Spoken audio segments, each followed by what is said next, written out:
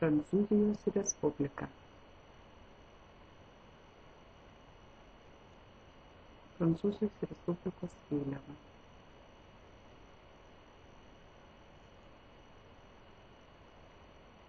Prancūzijos geografinė padėtis. Prancūzija yra pagal plotą didžiausia Europos valstybė, labai patogi geografinė padėtis. Ją lemia ne tik vandenynų ir jūrų artumas, bet ir tai, kad šalis ribojasi su ekonomiškai stipriomis valstybėmis. Prancūzijos šiaurės vakaruose toli į jūrą įsiterpia Bretanės pusiasalis. Jo šiaurę skalauja Lamanšos sąsiaurio vandenys, Viduržemio jūroje šiai šaliai priklauso Korsikos sala.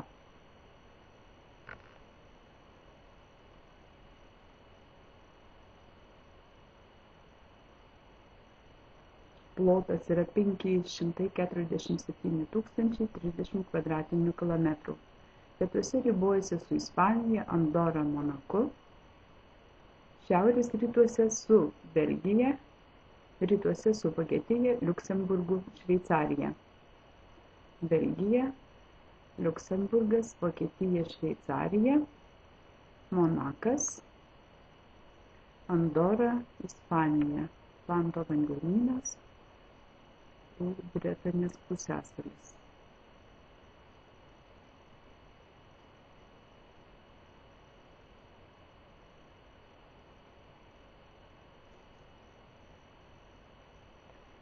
Taigi, kaip minėjau, Prancūzijos krantus skalauja Atlanto vandenynas ir Viduržemio jūra.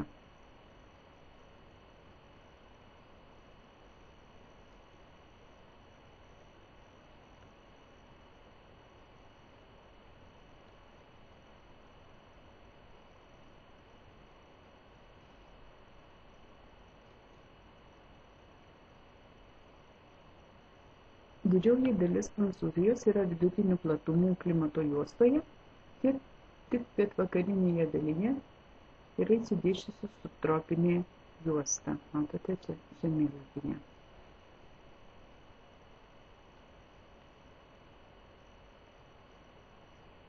Reljefas. 2/3 teritorijos užima kalvotos lygumos ir žemumos.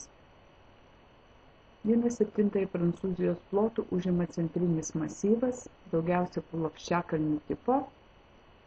Prancūzijos pietryčiuose yra Alpių kalnai. Valstybės pietuose pasienyje su Ispanija yra Pirėnų kalnai.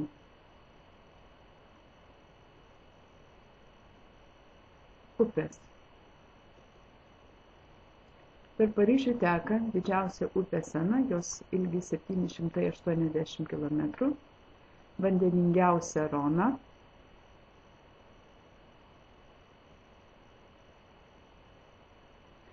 ir Luara, ilgiausia Prancūzijos upė. Jos ilgis 1020 km. Štai matote Luarą.